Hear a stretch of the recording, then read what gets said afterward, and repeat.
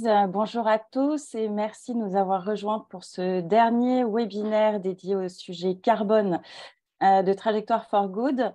Je suis Adeline Labelle, responsable de People for Impact. People for Impact, c'est un réseau de plus de 1400, 1500 maintenant experts indépendants spécialisés dans tous les domaines de la RSE et du développement durable. Et j'ai le plaisir de convier Nina Denard pour animer cette dernière session. Donc Nina est consultante, membre du réseau People for Impact. Nina, est-ce que tu veux te présenter en quelques mots? Merci Aline pour cette introduction. Bonjour à toutes et à tous. Et également merci à People for Impact pour cette invitation. Donc Nina Denard, je suis prestataire de l'Association pour la transition bas carbone et membre de la communauté des experts People for Impact. Donc j'accompagne aujourd'hui les organisations sur la thématique de la transition bas carbone. Et donc effectivement convaincue que des outils sont nécessaires au passage à l'action, je me sers notamment de la méthode bilan carbone qui permet la mesure et l'analyse des émissions de gaz à effet de serre sur les scopes 1, 2 et 3, la thématique d'aujourd'hui. Alors aujourd'hui, on va parler du scope 3. Précédemment, donc lundi, on a parlé notamment de comment réaliser son bilan carbone. Hier, on était focalisé sur les transitions bas carbone, les trajectoires de décarbonation. Aujourd'hui, on va plus spécifiquement parler du scope 3 parce que c'est un gros enjeu pour les entreprises. Nina, est-ce que tu veux peut-être nous faire un petit point d'abord sur la réglementation ? Oui, tout à fait. On va commencer par la réglementation parce qu'il s'en est passé des choses ces dernières années, ces derniers mois. Hop, j'arrive sur la question de la réglementation. Alors, en France, si on s'intéresse uniquement au secteur privé, donc les entreprises, la législation sur la thématique de la comptabilité carbone, elle a commencé en 2010 avec l'article 75 de la loi Grenelle qui imposait notamment la réalisation du bilan d'émissions de gaz à effet de serre, donc le BEGES réglementaire, pour toutes les personnes morales de droit privé de plus de 500 salariés en France métropolitaine et 250 salariés dans les régions et départements d'outre-mer. Cette comptabilité carbone-là, elle était imposée sur les scopes 1 et 2. Ça a changé un petit peu les termes. Maintenant, on parlera des émissions directes liées à la consommation d'énergie fossile, notamment pour le scope 1, et les émissions indirectes significatives liées à la consommation d'électricité pour le scope 2. À noter que ces entreprises-là, soumises à l'obligation réglementaire, doivent réaliser l'exercice de cette comptabilité tous les 4 ans. En parallèle, on a l'article L229-25 du Code de l'environnement qui a ajouté à ce bilan d'émissions de gaz à effet de serre la nécessité de joindre un plan de transition pour réduire ces émissions de gaz à effet de serre en présentant des objectifs, des moyens, des actions envisagées à cette fin. Cet article, il a continué d'évoluer jusqu'en novembre 2020, notamment sur les sanctions au manquement, qui étaient depuis 2016 à hauteur de 1 500 €. Et aujourd'hui, on parle d'une amende pouvant aller jusqu'à 10 000 €, voire 20 000 € en cas de récidive, si on ne fait pas donc ce bilan quand on est soumis à l'obligation réglementaire. Ça a été un petit peu le calme plat sur la réglementation depuis 2010. Et en 2022, notre gouvernement a signé le décret BEGES, qui indique que dès le 1er janvier 2023, le bilan d'émissions de gaz à effet de serre réglementaire devra inclure, en plus des scopes 1 et 2, donc les émissions directes et indirectes significatives, les autres émissions indirectes, ou encore appelées le scope 3. Cette nouvelle obligation, elle va concerner les entreprises cotées ou non cotées de plus de 500 salariés et ayant un chiffre d'affaires ou un bilan consolidé supérieur à 100 millions d'euros. Mais ce n'est pas tout. En 2022, il y a également, à l'échelle de l'Europe, une autre réglementation qui a évolué avec la directive européenne de reporting extra-financier, donc la fameuse CSRD, la Corporate Sustainability Reporting Directive. Et en fait, ces nouvelles normes et ces obligations pour le reporting extra-financier nous indiquent notamment que dès le 1er janvier 2024, le bilan carbone, donc une comptabilisation des émissions directes et indirectes, sera obligatoire pour les entreprises de plus de 250 salariés, donc on passe de 500 à 250, ayant un bilan supérieur à 20 000 €, à 20 millions d'euros, 20 000 €, on serait sur beaucoup d'entreprises, 20 millions d'euros, ou un chiffre d'affaires supérieur à 40 millions d'euros. Donc ça, c'est pour 2024, sur l'exercice 2023. À côté, les PME cotées en bourse seront, elles, concernées à partir de 2026, mais ça va également concerner des entreprises non européennes ayant un chiffre d'affaires annuel supérieur à 150 millions d'euros sur le marché de l'Union européenne. Donc, ça vaut aussi pour les filiales de ces groupes qui devront communiquer sur une démarche RSE de leur maison mère. Par ailleurs, l'Union européenne, dans cette directive, elle alerte aussi et elle encourage les autres entreprises, donc SME, PME ou entités non cotées, à suivre et publier leurs propres informations extra-financières. On le voit, il y a une logique d'accélération des obligations réglementaires sur le sujet. Et le texte, d'ailleurs, définit des normes de reporting qui leur sont spécifiques. Donc, par la CSRD, on voit aujourd'hui qu'on estime en tout cas que plus de 50 000 entreprises en Europe seraient concernées par cette obligation de comptabilité sur les 3 scopes. Il y a 2 autres réglementations que je souhaitais évoquer aujourd'hui parce qu'elles vont notamment avec cet objectif de transition et cette comptabilité des émissions de gaz à effet de serre sur le scope 3. C'est celle du greenwashing, la réglementation anti-greenwashing et notamment, je voulais surtout partager l'information sur le sujet de la mention neutre en carbone, parce que c'est un terme qu'on peut voir aussi de plus en plus quand on soumet les entreprises sur ces obligations-là de se mettre en transition, à savoir que depuis le 1er janvier 2023, il est interdit aux annonceurs d'affirmer dans une publicité qu'un produit ou un service est neutre en carbone, sans avoir présenté au préalable un bilan de ces émissions de gaz à effet de serre, justement, sur l'ensemble du cycle de l'analyse de vie, donc effectivement sur l'intégralité des scopes 1, 2 et 3. Il faut aussi que cet annonceur ait une trajectoire de réduction prévue de ces émissions de gaz à effet de serre et ou des modalités de compensation des émissions résiduelles, c'est-à-dire tout ce qu'il n'a pas pu réduire par son plan de transition, qu'il ait également pour affirmer la compensation, la neutralité, un projet de compensation. Et ces éléments devront être facilement accessibles pour le public et surtout mis à jour tous les ans. Donc, on a une vraie contrainte réglementaire, obligation autour de ce terme neutralité carbone. Et enfin, le dernier sujet, c'est celui de la taxe carbone aux frontières européennes, qui est un point important parce qu'il va concerner toutes les entreprises par secteur d'activité et non plus par taille. Là, cette obligation, cette taxe, elle a été votée en 2021 par les eurodéputés et elle sera en test à partir d'octobre 2023 sur certaines importations industrielles uniquement. Donc, selon le projet de règlement, les produits imposés dans un premier temps, donc c'est vraiment une première phase test, seront uniquement des matières premières telles que l'acier, le ciment, les engrais, l'aluminium, l'électricité et l'hydrogène.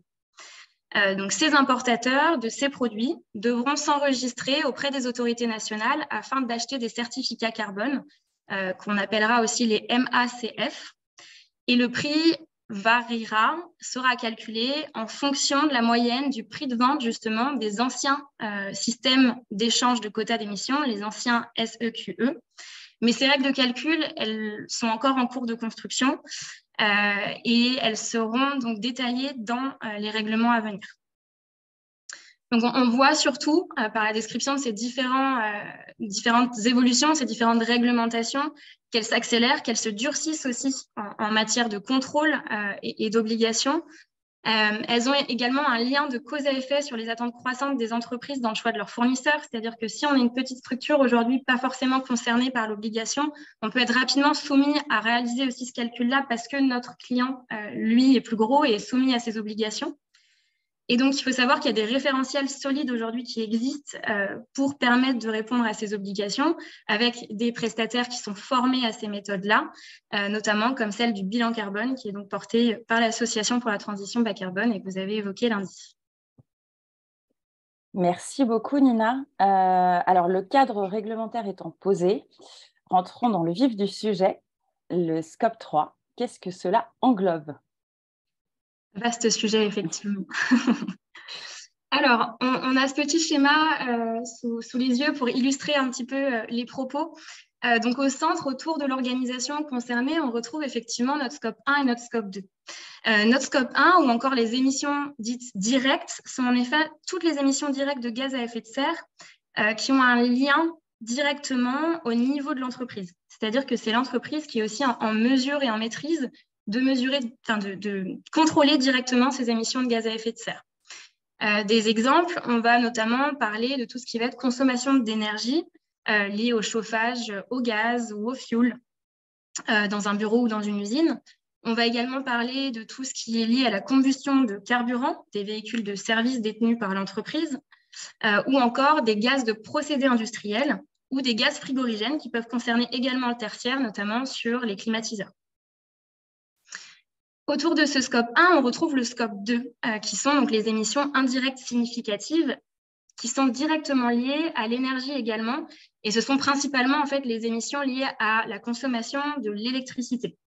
Donc, qui va pas en fait émettre directement de gaz à effet de serre dans son utilisation, mais par contre, elle a émis des gaz à effet de serre dans sa production, et notamment dans la combustion d'une centrale à gaz, par exemple, parce qu'aujourd'hui, on est encore sur des mix énergétiques qui sont dépendants de certaines énergies fossiles.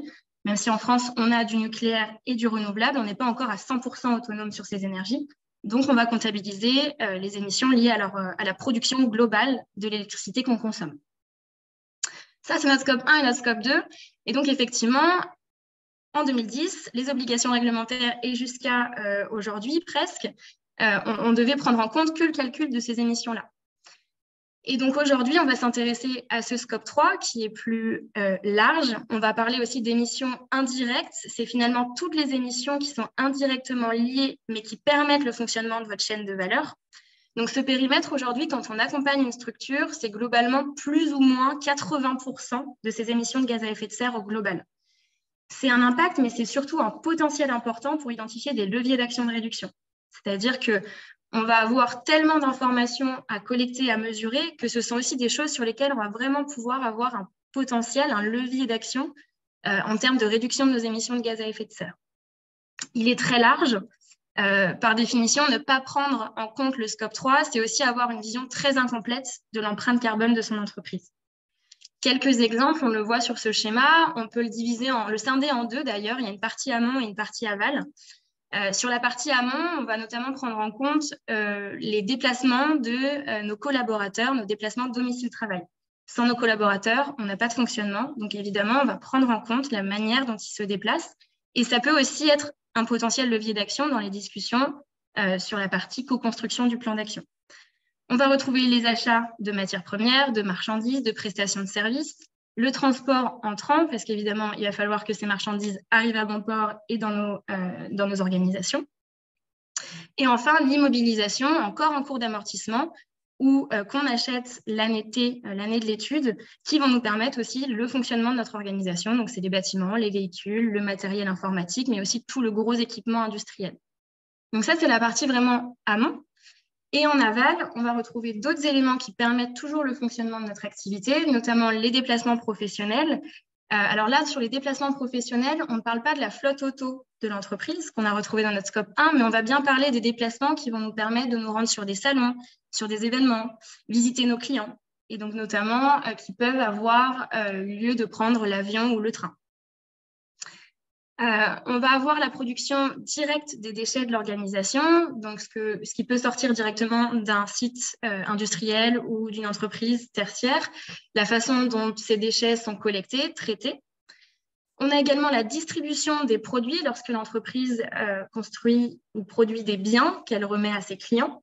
Et enfin, deux autres points qui concernent principalement les entreprises de production matérielle, mais également immatériel d'ailleurs sur l'utilisation des produits. L'utilisation des produits, c'est tout ce qui va nécessiter de consommer de l'énergie pour mettre en marche ou utiliser le produit ou le service qu'a justement fourni l'entreprise. Et enfin, on a la partie fin de vie. Donc, c'est quand, si on prend un exemple, vous êtes aujourd'hui prestataire ou fournisseur de dispositifs médicaux. Le dispositif médical a un emballage ou est à usage unique. On prendra également en compte du coup, la façon dont est traité ce produit que vous avez vendu à la fin de son utilisation. Donc, toutes les entreprises ne sont pas nécessairement concernées par l'ensemble de ces postes d'émission au sein du scope 3. Et c'est pour ça qu'on fera d'ailleurs un état des lieux lors du cadrage du projet avec la structure accompagnée qui nous permettra d'identifier clairement les flux pour lesquels elle est responsable et également là où elle a des leviers potentiels d'action. Avant d'enchaîner, Nina, sur la slide suivante, j'ai une question d'un participant qui demande les déplacements domicile-travail, visiteurs et salariés. Ce sera du déclaratif forcément? Alors, sur la partie déplacement domicile-travail, on crée des questionnaires collaborateurs qui permettent donc de diffuser effectivement déjà l'information, la sensibilisation auprès des collaborateurs de l'exercice qu'est en train de réaliser l'entreprise accompagnée. Et surtout, ça permet de se poser les bonnes questions et de faire un état des lieux à l'instant T de la façon dont se déplacent les collaborateurs. Donc, on est effectivement sur du déclaratif de la part du collaborateur, de jouer le jeu sur le nombre de kilomètres qu'il parcourt, sur le type de véhicule qu'il utilise. Nous, par contre, on aura ces données-là à pouvoir appliquer au réglementaire, c'est-à-dire qu'on mettra les résultats de ce questionnaire collaborateur sur les déplacements domicile-travail en annexe du rapport réglementaire qui vous est remis en fin d'étude. Il a un peu un double enjeu aussi, ce questionnaire sur les déplacements domicile-travail.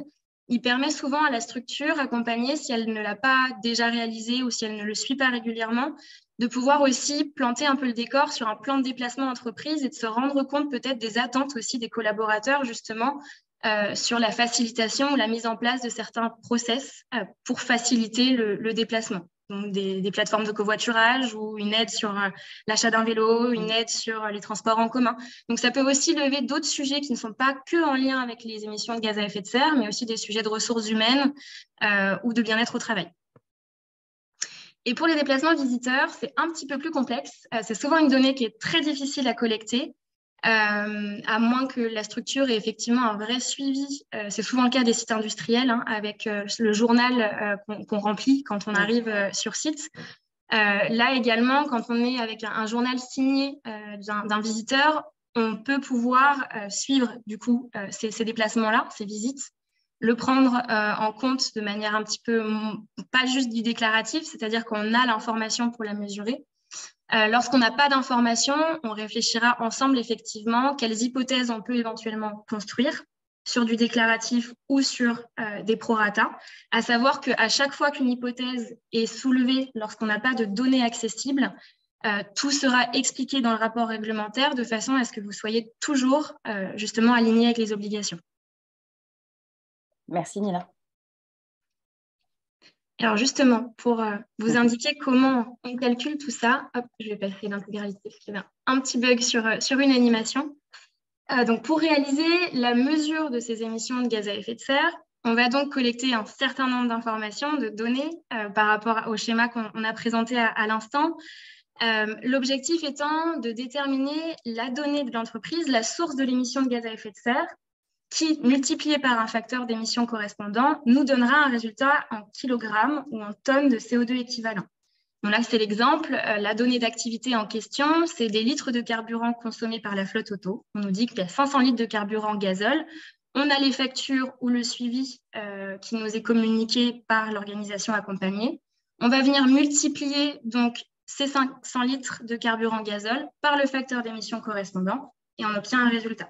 On va le faire du coup pour chaque information, chaque donnée qu'on aura collectée auprès de l'organisation dans l'intégralité des 3 scopes. Pour information, cet équivalent CO2, il est important, tout simplement pour préciser qu'on prend bien en compte les 6 principaux gaz à effet de serre qui sont identifiés par le protocole de Kyoto comme à l'origine du changement climatique.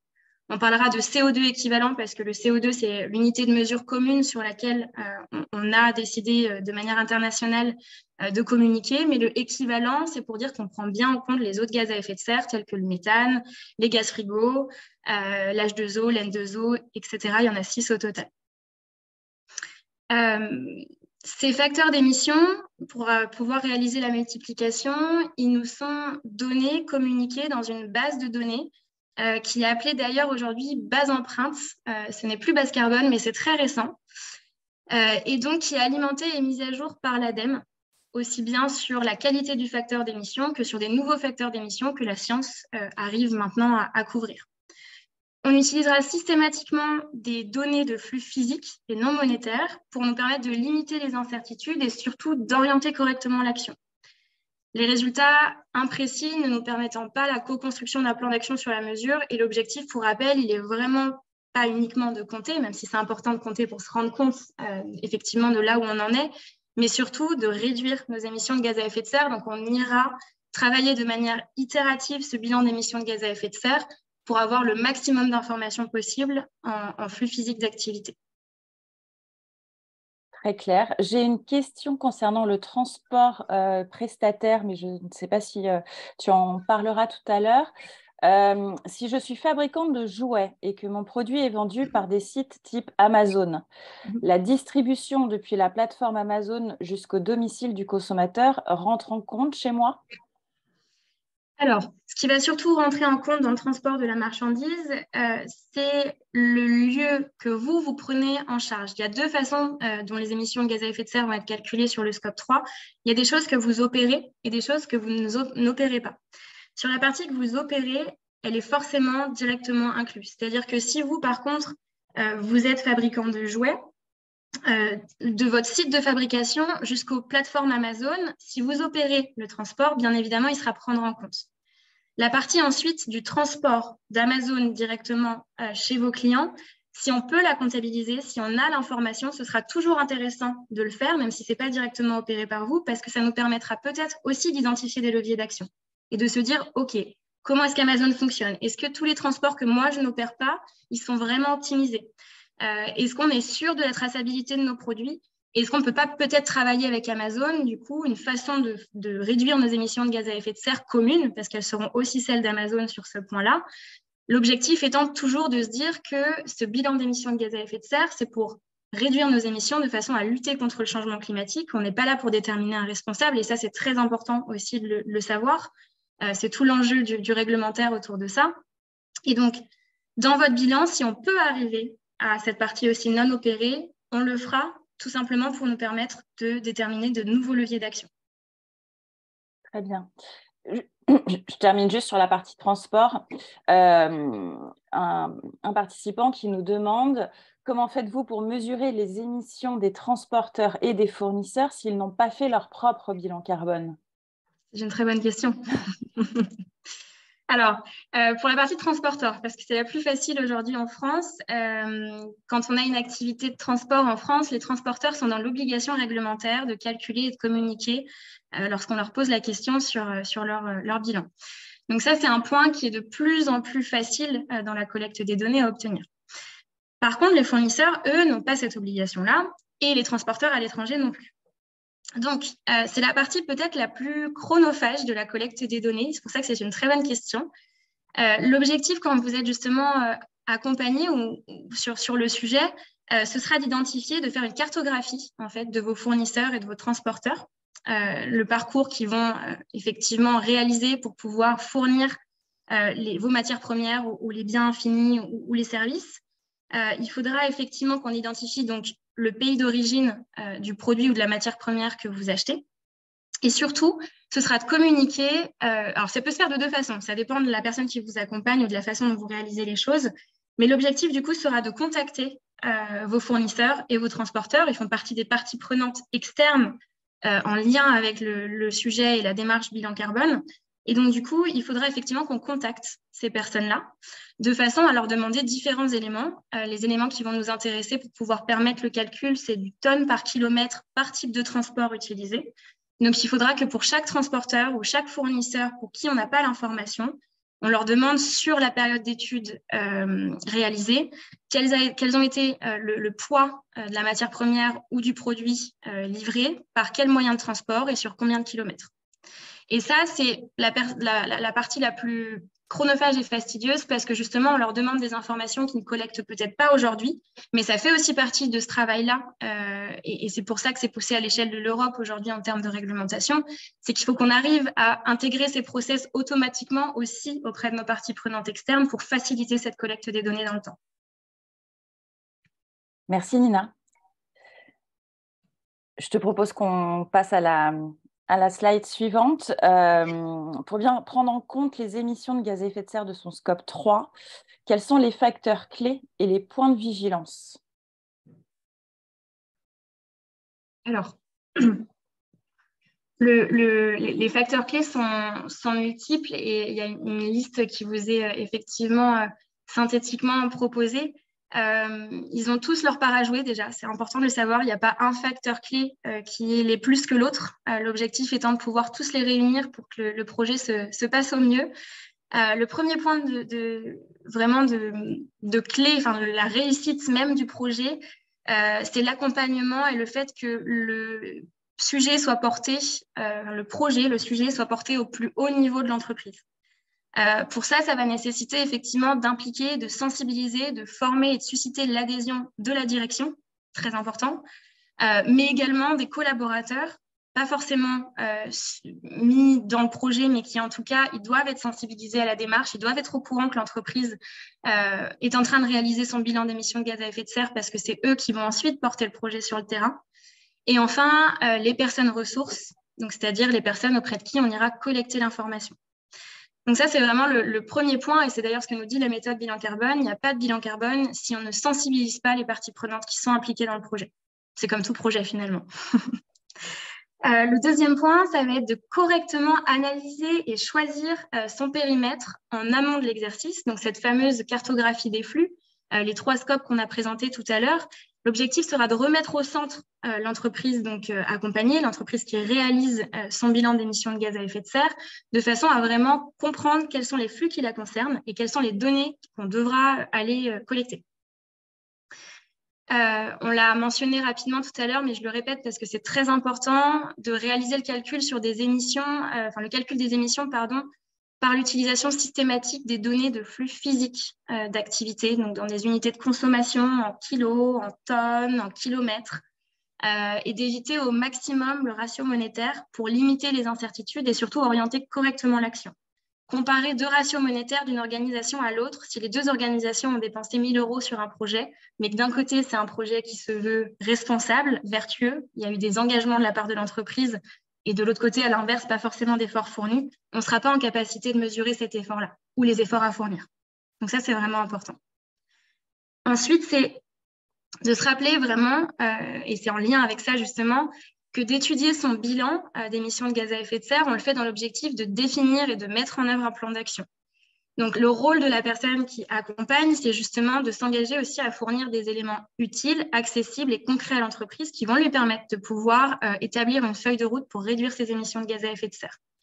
C'est un peu un double engagement aussi, c'est que l'entreprise, dans ce cas, s'engage aussi auprès de la personne qui les accompagne à fournir les éléments qui permettent cette comptabilité carbone-là correcte.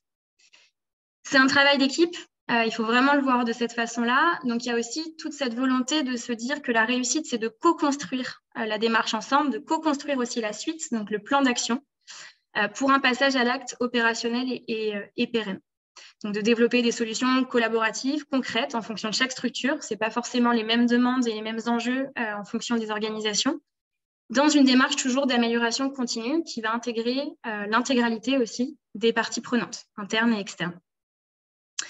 Et surtout, l'objectif en fait de ces démarches-là et de la méthode bilan carbone, c'est de rendre la comptabilité carbone accessible aux entreprises par de la vulgarisation, par des outils de communication, par la valorisation de vos engagements auprès de vos parties prenantes et vraiment de vous permettre de suivre cette démarche dans le temps. C'est un exercice, encore une fois, qui se travaille de manière itérative et l'objectif, ça va être de pouvoir vous permettre le pilotage et son évaluation sur du long terme. Et concernant les points de vigilance? Alors, les points de vigilance, en fait, ils vont avec les clés. Les clés sont la réponse aux points de vigilance, on va dire ça comme ça. Ils sont à prendre en considération vraiment pour la réussite d'une démarche de comptabilité carbone. Pareil, indissociable des uns des autres. Si un point de vigilance est soulevé par l'organisation, c'est vraiment important d'en discuter et d'avancer dans une démarche en toute transparence parce que ça peut rapidement bloquer la réussite du projet. On le redit, on le répète, hein, mais le manque d'implication de la direction et ou des collaborateurs de l'entreprise qui n'auraient pas mesuré l'envergure du projet. C'est pour ça que le cadrage est vraiment très important et la présentation de l'intégralité des flux, des discussions ensemble, ça va avec ce souhait souvent de vouloir faire vite, de penser qu'un bilan d'émissions de gaz à effet de serre s'arrête à un simple calcul sur la base d'un bilan comptable et qu'effectivement, une fois que le bilan comptable est clôturé, en un mois, mon bilan d'émissions de gaz à effet de serre pourrait être mesuré. Donc ça, c'est le premier point de vigilance. C'est également que l'entreprise bénéficiaire n'intègre pas le dispositif pour les bonnes raisons, les bonnes motivations. Ça va souvent de pair avec le fait de vouloir aller vite. C'est de se dire en fait que je réalise mon bilan d'émissions de gaz à effet de serre pour me donner une image, pour me comparer à mes confrères, pour répondre à une demande client. Je le fais pour faire, mais sans réelle ambition propre à moi-même, à ma structure de réduction d'émissions de gaz à effet de serre. Ça, c'est vraiment un point très important. parce que ça va jouer sur l'intégralité du projet et notamment sur la collecte des données dont on parlait plus tôt, qui peut très vite être incomplète et du coup donner des résultats imprécis ne permettant pas ce passage à l'action. À savoir, pour rappel, dans la réglementation, on n'attend pas seulement une mesure des émissions scope 1, scope 2, scope 3, émissions indirectes et directes, on attend aussi un plan de transition avec des objectifs, avec des attentes aussi de la structure en termes d'objectifs à atteindre. Et le problème, quand on en est dans cette vision un petit peu de sans réelle ambition de réduction, ça peut rapidement mener les entreprises aussi vers l'idée que la compensation ou la contribution carbone est la bonne solution. Et en réalité, c'est la fausse bonne idée parce que l'objectif de cette comptabilité carbone, elle n'est pas, encore une fois, de déterminer un responsable, mais d'identifier les impacts qu'on a à son échelle, de trouver les solutions pour de réduire à tout prix les émissions qui sont, dans un premier temps, compressibles. Donc, c'est vraiment de le faire dans cette volonté de passage à l'action et de lutte contre le changement climatique. Et justement, quand on est, par exemple, une petite entreprise et qu'on n'a jamais fait de bilan carbone, hein, qu'on part d'une feuille blanche, et qu'on ne veut pas aller trop vite, mais qu'on veut quand même réaliser son bilan carbone, à combien estimes-tu la durée de réalisation d'un bilan carbone sur les 3 scopes? Alors, on donne des grandes fourchettes souvent, à savoir que chaque organisation est différente et l'accompagnement en termes de durée, de temporalité peut aussi être différent. Il y a aussi des contraintes business qui parfois on peut faire une proposition sur un temps donné et puis finalement, il y a des choses, ça m'est déjà arrivé de mon côté, un incendie sur un entrepôt ou alors une obligation réglementaire de répondre sur un autre sujet. Et dans ce cas-là, on peut aussi temporiser, de mettre un petit peu de côté le bilan sur cette période-là, la comptabilité carbone, revenir sur le sujet. L'objectif, c'est vraiment encore une fois, que ce projet-là, il soit pérenne, que vous puissiez le réutiliser sur du long terme. Et donc, tout l'enjeu va être qu'on intègre complètement les process de la structure. Et c'est ça qui peut prendre du temps sur le premier exercice. Le premier exercice peut être fastidieux parce qu'on part d'une feuille blanche.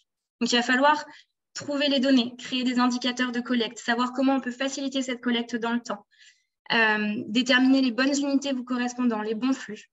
Donc ça peut prendre du temps. En général, on dit qu'un accompagnement prend 6 à 8 mois. À savoir qu'on n'est pas 6 à 8 mois non-stop avec la structure accompagnée. Et la structure accompagnée n'est pas 6 à 8 mois que sur le sujet de la comptabilité carbone. On le verra dans les parties prenantes. Il y a une partie prenante très importante qui sera plus régulièrement en contact avec l'organisation, enfin la partie qui accompagne la structure. Pour autant, les parties prenantes internes, telles que les personnes ressources et la direction, elles seront mobilisées sur des temps forts, des réunions de cadrage, des réunions de lancement, des ateliers de co-construction, une fois qu'on a rendu les résultats, passer à l'action, et également sur des moments de collecte des données, où là, l'objectif, ce sera de faciliter un maximum cette collecte-là et de donner le temps nécessaire à la structure accompagnée pour aller chercher l'information. En général, sur un accompagnement de 6 à 8 mois, on peut estimer que la collecte des données, quand très efficace, va prendre 2 mois et elle peut aller jusqu'à 4 mois de temps parce que même si nous, de notre côté, notre métier, notre objectif, c'est de faire du bilan carbone, on sait que chez vous, ce n'est pas votre contrainte principale, que vous avez d'autres enjeux business, économiques et de temps. Et donc, ce temps-là pour le bilan carbone, on prendra selon votre disponibilité, selon les données disponibles et surtout de façon à vous accompagner sur le terrain pour le faire et qu'on structure ensemble le projet pour que ce soit plus facile après à remettre en œuvre. Et quand tu interviens sur les 2 parties, à la fois conseil méthodologique et collecte, ou c'est vraiment au cas par cas en fonction des entreprises? Alors, ça, c'est une bonne question aussi.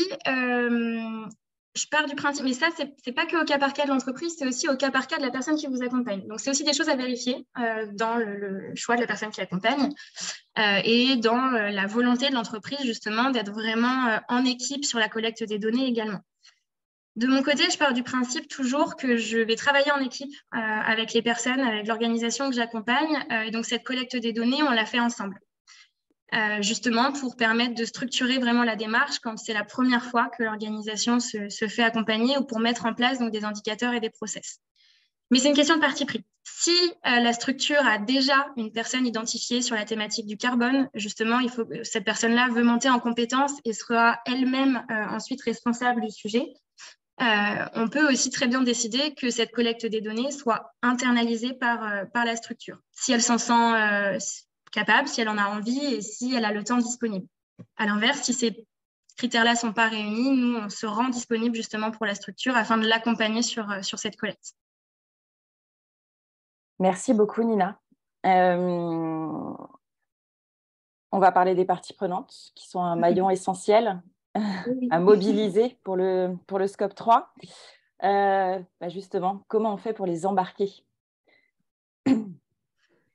Alors, déjà, avant de savoir comment les embarquer, j'aimerais bien juste vous les présenter, les identifier.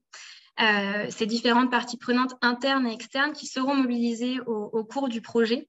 Donc, en premier lieu, on le répète, on met le doigt dessus, on accentue la direction, notamment pour cadrer la démarche, les objectifs et les enjeux, ce qui va nous permettre vraiment de savoir aussi comment accompagner cette structure, comment faire un accompagnement sur mesure.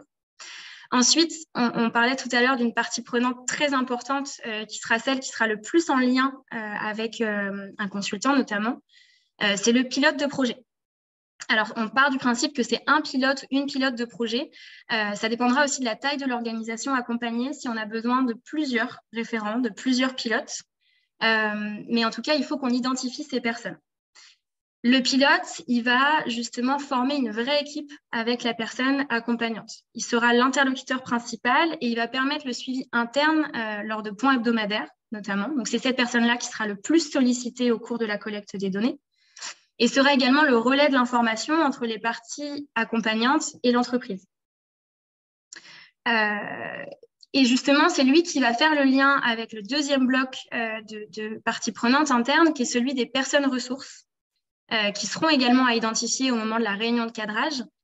Et on le sait, hein, c'est en effet l'organisation accompagnée qui a à disposition les différentes informations. Donc, ce sont ces personnes ressources qui sont indispensables pour mener à bien le projet. Sans l'organisation, sans ces personnes ressources, nous, on ne pourra pas effectuer les calculs et ces fameuses multiplications que je vous présentais tout à l'heure. Donc, ces dernières, elles vont représenter l'ensemble des services qui vont permettre le bon fonctionnement de l'organisation, de la structure. Donc, par exemple, on va retrouver des personnes ressources aux ressources humaines, au service comptabilité, aux achats, à la logistique, aux moyens généraux, à la DSI, au service marketing. On va avoir vraiment l'intégralité des services d'une structure qui vont être représentés. Et également, lorsqu'une organisation a plusieurs établissements concernés, on parlera de représentants aussi par site ou par agence. Donc ça, c'est vraiment sur la partie prenante interne. Et du côté externe, on en parlait tout à l'heure sur la question du fret, on va effectivement retrouver nos fournisseurs, nos transporteurs et nos clients qui peuvent également être mobilisés pour la collecte des données. Donc on l'a vu, hein, notamment sur le calcul du fret de marchandises amont ou aval. Il vous sera éventuellement proposé de créer un copil carbone ou un groupe de travail pour impliquer ces personnes afin de faire vivre la démarche et mettre en mouvement, toujours avec cette logique de vision long terme et d'amélioration continue. L'objectif de ce copil carbone, de ce groupe de travail, ça va être de pouvoir continuer les discussions dans la mise en œuvre de votre plan d'action notamment. Donc, on l'a évoqué, hein, comment les mobiliser, ces parties prenantes. C'est écrit en gras, en gros, tout en haut, sensibiliser, former, informer, mettre en mouvement. On le redit, hein, c'est cette sensibilisation, cette formation massive autour de la démarche dès son lancement est primordiale. Il faudra aussi la renforcer, cette dynamique, à chaque étape clé. C'est indispensable pour la réussite de la démarche. C'est un projet qui est sur du long terme, 6 à 8 mois, donc il ne faut pas trop qu'il y ait des moments d'essoufflement et donc ce sera important vraiment de garder cette mise en mouvement. Et pour ça, il faudra qu'on identifie plutôt correctement ce qu'on veut obtenir, qui doit être mobilisé, qui sont les personnes ressources.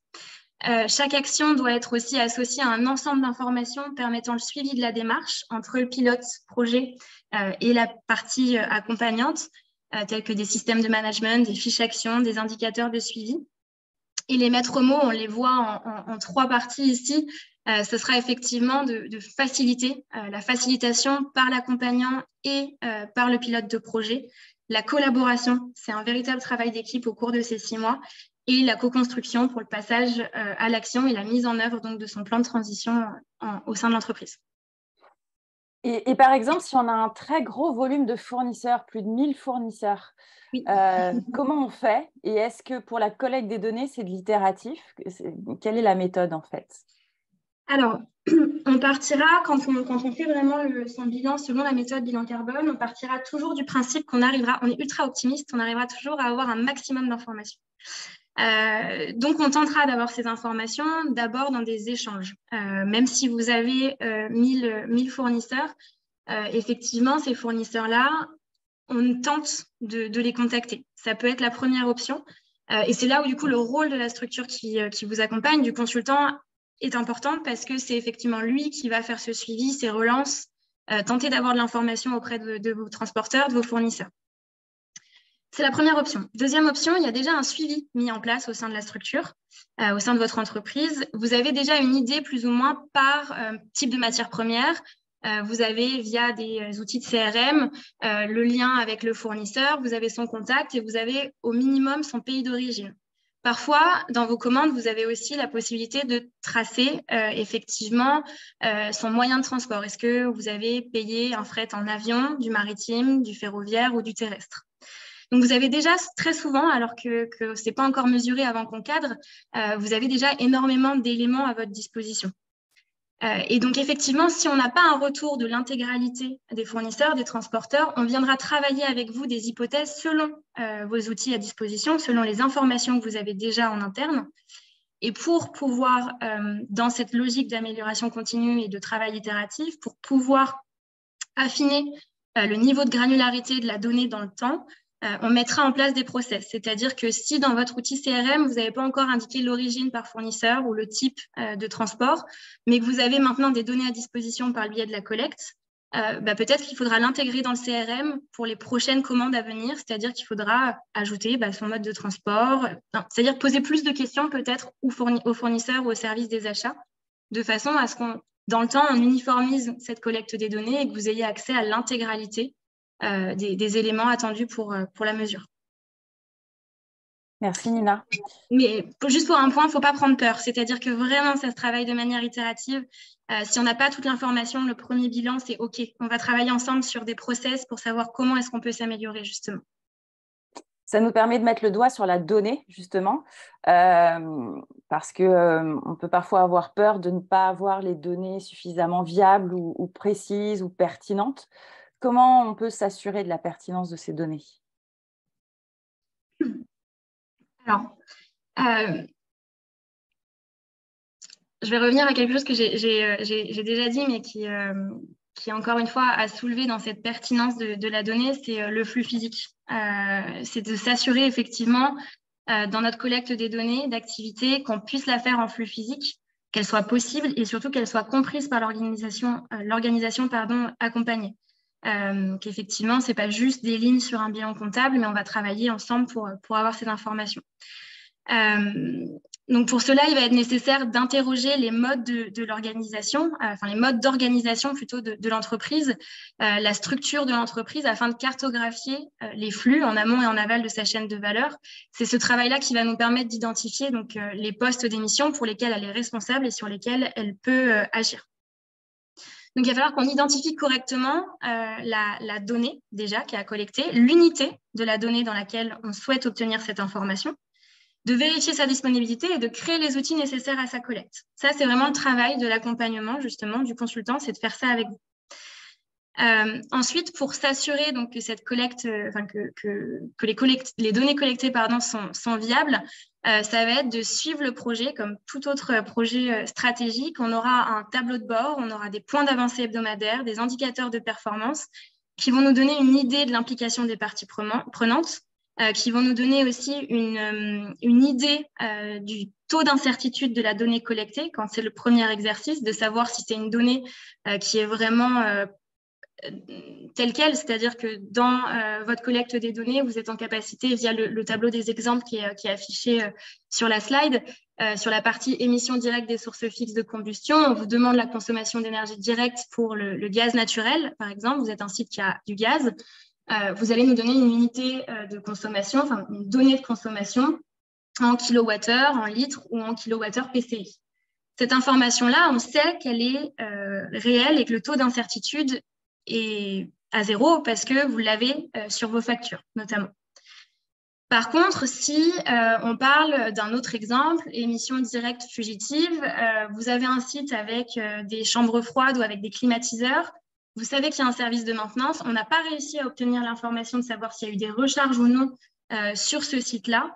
On fera ensemble du coup des hypothèses, un calcul selon les mètres carrés sur lesquels sont mis ces frigos ou ces climatiseurs, le type de climatiseur utilisé et la puissance de vos climatiseurs. Et en renseignant ces données, on aura donc une information, mais avec un taux d'incertitude à appliquer parce qu'effectivement, on n'est pas sur un chiffre directement clair et net donné par une facture, par un prestataire, par un fournisseur. Mais ce n'est pas grave parce qu'on le sait, on l'a identifié pourquoi, et ça veut dire que dans la prochaine collecte des données, on mettra en place le process suffisant pour arriver à une collecte des données sans taux d'incertitude. Et donc ça, on va le suivre ensemble au cours de l'avancée du projet. Et ensuite, la réussite, elle est surtout sur le travail en équipe. C'est un projet transversal et stratégique. On n'est pas sur du one-shot. Je pense que vous l'avez compris dans mes répétitions depuis le début de ces slides-là. La réalisation de son bilan carbone, comme on l'entend, se résume donc pas simplement à l'inventaire de ses émissions de gaz à effet de serre. Et comme pour toute stratégie, sa mise en place réussira si les parties prenantes sont sensibilisées, concernées et formées. Et donc, ça va forcément avec le fait de s'assurer que les données collectées sont viables.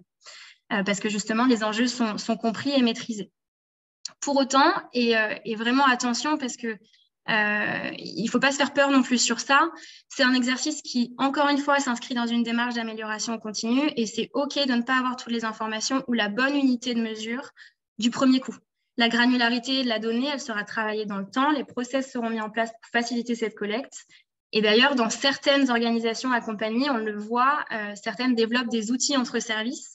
On parlait tout à l'heure de l'outil CRM pour intégrer de nouveaux éléments dans le temps, mais il y a également des structures aujourd'hui qui décident de créer des outils internes entre le service de la DSI et des achats, par exemple, pour pouvoir aussi automatiser certains éléments de collecte des données sur la bonne unité de mesure pour toujours éviter le ratio monétaire. Donc, le but étant de prendre conscience de son impact, des postes les plus émetteurs, de ses leviers d'action potentiels. Et donc, c'est vraiment d'ancrer le changement dans le temps quand on réalise cet exercice-là.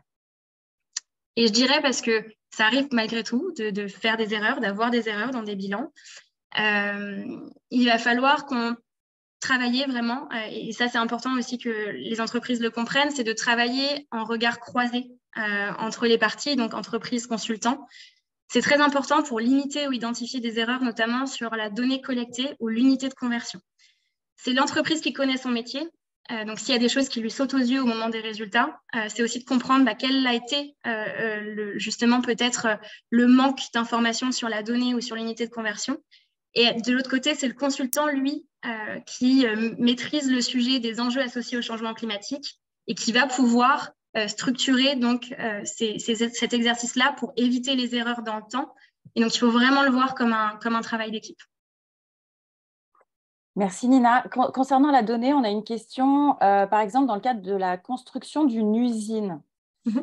Comment intègre-t-on l'achat de matières premières qui sera immobilisée comptablement? Alors, sur l'immobilisation, c'est une bonne question. En fait, la partie immobilisation, elle intervient sur un onglet précis. La partie achat, intrant, elle appartient sur un autre onglet précis quand nous, on réalise nos calculs. Donc, de toute façon, la partie construction d'un bâtiment sera à prendre en compte dans cet onglet intrant parce qu'il va falloir qu'on mesure aussi son transport, c'est-à-dire que comment la marchandise est arrivée jusqu'à bon port, quel type de marchandise aussi a été utilisé, quel type de matière première, pour aussi mesurer l'impact de l'immobilisation au-delà juste de son immobilisation monétaire. On voudra savoir si vous avez peut-être utilisé des matériaux spécifiques parce que justement votre volonté était d'avoir un impact sur l'environnement réduit. Et donc ça, on pourra le mettre en avant aussi dans le choix justement de vos matières premières. Et c'est pour ça qu'il sera important de collecter l'achat des matières premières et de leur transport dans le périmètre étudié si la construction a eu lieu sur ce périmètre d'études-là.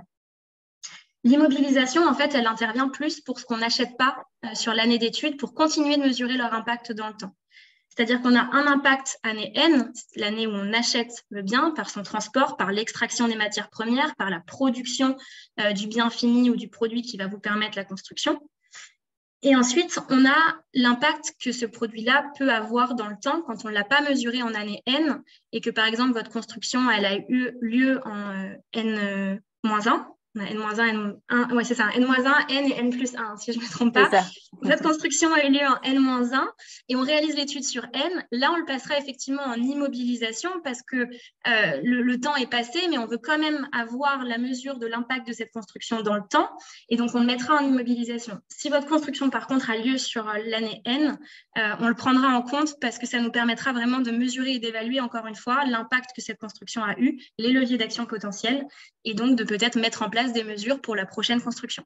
Ou alors de se dire que c'était une construction super vertueuse et de pouvoir aussi mettre en avant ces points-là.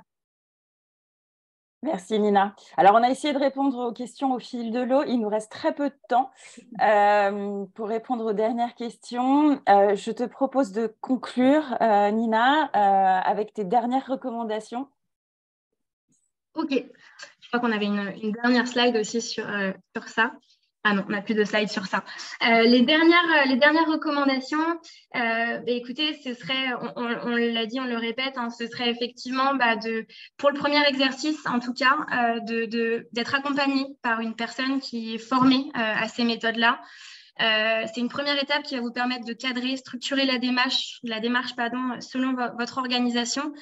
Cette approche, elle garantit en effet la mise en place d'une véritable démarche, des outils sur mesure et d'un accompagnement vers la transition bas carbone. Elle va également, cette personne qui va vous accompagner, vous permettre de vous sensibiliser, de former vos équipes aux grands enjeux et donc de mettre en place une vraie stratégie durable dans le temps. L'objectif étant effectivement de penser cet accompagnement comme une possibilité de structurer sa politique environnementale, donc de réfléchir à un modèle économique compatible avec un monde bas carbone, d'évaluer vos risques climat, de travailler sur une vision long terme et effectivement d'identifier de nouvelles opportunités. Et il faut vraiment, vraiment le voir comme ça. Donc la recommandation, c'est de voir cet accompagnement et cette démarche comme quelque chose qui va s'inscrire dans une démarche et d'une stratégie d'entreprise beaucoup plus globale. On se rend compte aujourd'hui que toutes les entreprises, peu importe leur taille, leur secteur, leur niveau d'engagement, sont aujourd'hui impactées par l'urgence d'agir.